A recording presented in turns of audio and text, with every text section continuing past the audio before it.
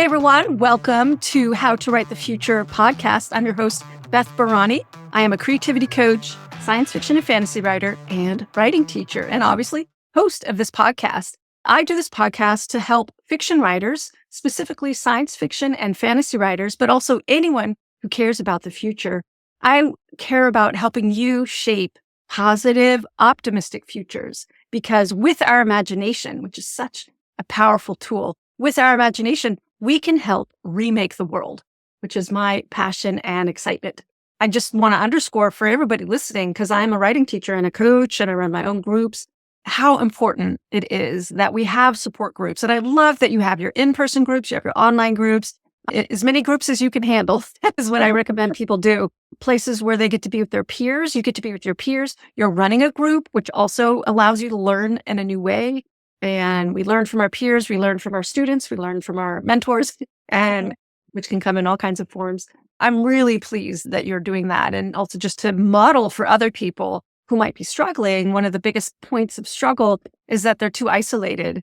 And actually, it's a huge myth that writers are just these solo, you're off by yourself. There is that period where we're writing and it's just you and the page and your story.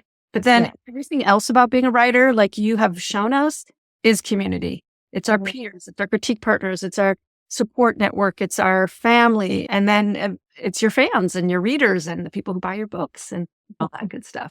Absolutely. Yeah. So I really love that you are showcasing that, because I meet authors all the time who are struggling with the balance that you have so beautifully carved out. So I am curious also about your writing process, if you find that you infuse parts of yourself into your stories or your characters. Yes. So I do. I definitely do. Honest, there are times where I actually actively avoid infusing my real life into characters. There's the twofold. So yes, I 100% do infuse. So like even Finley Record from my novel, there's parts of me in her. Like I've struggled with my family. I've struggled with not necessarily like feeling like myself, or like I know myself fully, or that like I feel like I need a new start, or that I'm struggling. A lot of people can probably relate to those things as well.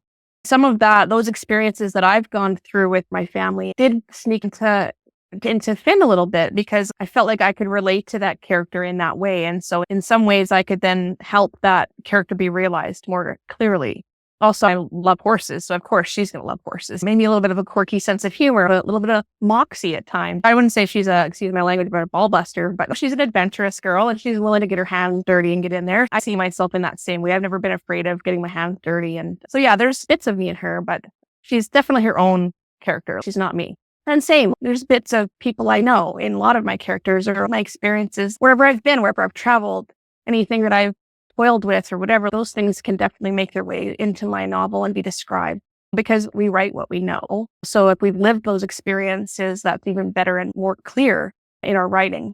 And I don't know, I haven't heard a lot of authors really say this or talk about this much, but I don't know, it's the way I am. I try and avoid making my characters into people I know. I want them to be completely made up, and I create them from the ground up. Sometimes I go that direction too, where it's like, no, I don't need this character to be like anybody. I want this character to be its own thing. Yeah. Yeah. If that makes sense. Yeah. Yeah. As a writer myself, and also as a writing teacher, it's sometimes much easier to create characters that are very different from us, and can be very challenging to create characters that are very alike. And it's a great exercise and stretch to be playing with characters that are completely different.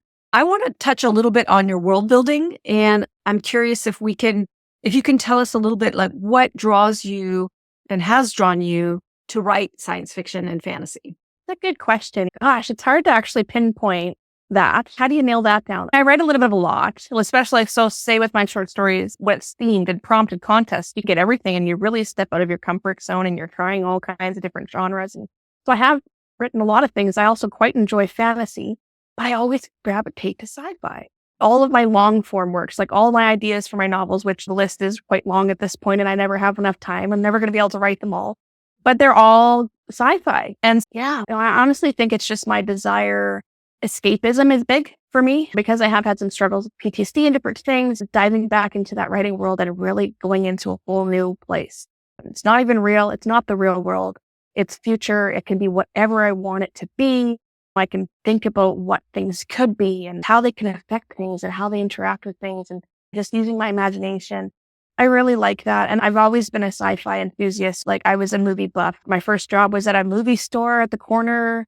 And I prided myself on being that person that people would ask. And I'd be able to tell them the most obscure. They'd be like, oh, it's that movie with that guy that had the toupee. And like, he rode the horse. Remember that? You know that what I'm talking about? And I'd be like, oh yeah, it's a miss. And like, I have 1,500 VHS at one time in my collection. Anyways, I love movies and I love sci-fi. Like Stargate was a huge influence. I'm trying to think, obviously Star Wars, Star Trek, love Star Trek, and like a lot of different things. And yeah, definitely a sci-fi person. So I think that's just sets me up for it. I love watching films like that. I love reading books like that. And obviously I love writing too. So yeah, I don't know. I think that's great. Just the notion that when we write about the future and you can write about anything and really explore some things like how your current novels came from what would horses look like in the future? What modifications might they have? And yeah, I just love that. So can I ask you some questions about being a police officer? Oh, sure. Yeah. Go for it. I'm an open book. Yeah. The reason I'm very interested in that is because I have a passion project about writing about warrior women. Both of my protagonists, my heroines, have a past in the military. And one of them was a military cop and the other is a fantasy setting. So she was a soldier. And the other was in like a future version of the Space Force that I've invented and also military cop and has a science background. I too am very interested in science and I've always been interested, I think, in like how things work. And I'm also curious in your perspective, if being a cop influences the fact that you were a police officer, if that influences your writing in any way, or if it influences the questions you want to explore or the stories you want to tell, just exploring. For sure. It will. And it does. And I do have other writer friends that ask me questions too, if they're writing a story and they'll be like, hey, would this happen? Or can I bounce something off of you? And I love helping them if I can. Obviously, policing is different wherever you go geographically. Yeah. But yeah, it does influence how I work because I find there's some scenes that maybe I could write that might automatically, I know something, right? So when I write a story, a chase scene with a police officer or something or anything of that nature, I can use some lingo or use some descriptions I would say would be mostly plausible across the board for the most part. So that has helped me and definitely does influence my stories. But that said, I don't actively pursue writing police stories. And it's not because I would never do it, but I don't know. Part of me has put that in my path. Yeah. Because of the challenges that were there. And so that's why I think I like the wild creativity of fiction and speculative fiction so much. And I don't know, I don't want to dive back into that world too much, I guess, if that makes sense, because sometimes it can trigger me, to be honest. Yeah. But it definitely does. I definitely use it. It's definitely there. And if I have to rely on that knowledge, I do. I don't run away from it, but I don't actively dive into it either. Yeah. When I'm writing, it's a leap for me. I'm writing about murder mysteries set on space stations. So I'm entering a world that I don't know, but I do a lot of research for, which is part of the adventuresomeness of being a fiction writer. You get to enter worlds, you get to research things that you don't know as best you can. Absolutely. Yeah. And I'd say especially like when it's fantastical, when it's not like contemporary based, then I don't think I would ever get triggered by that, honestly, in that regard, because it is so different. You can make cops into anything you want in the future. And I'm trying to think of what's his books. It's The Expanse.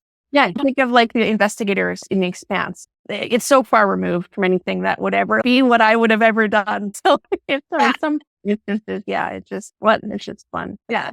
And he's still an investigator and he's still asking questions and he's still going where he shouldn't be going. Still, the core of what an investigator doesn't change. Exactly. Yeah.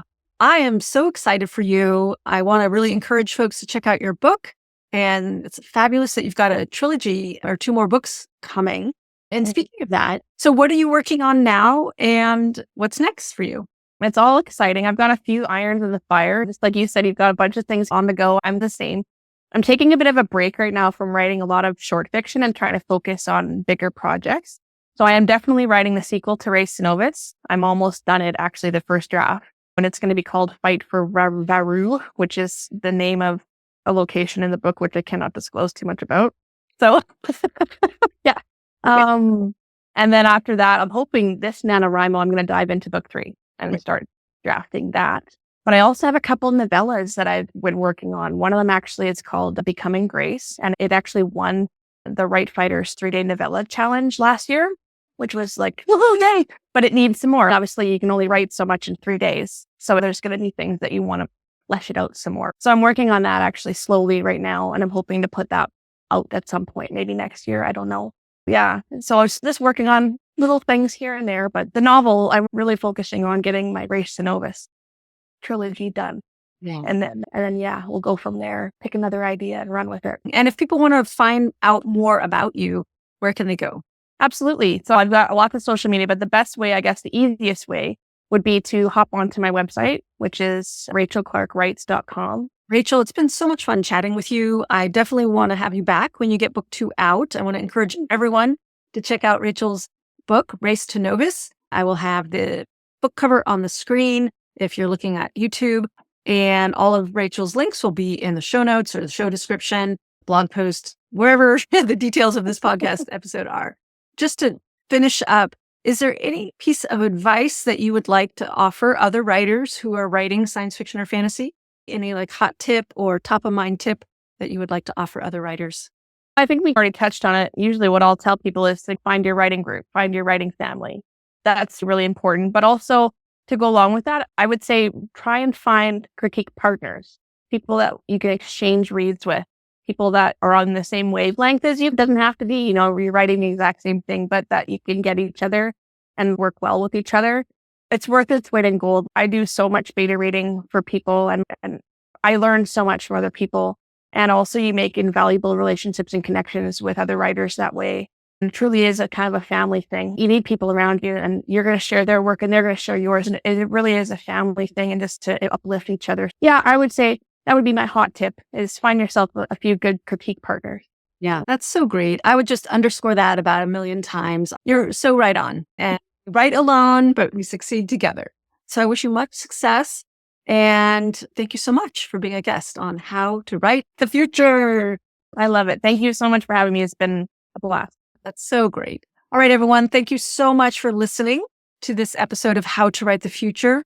Write long and prosper. That's a wrap. All right. How do you like my sign off?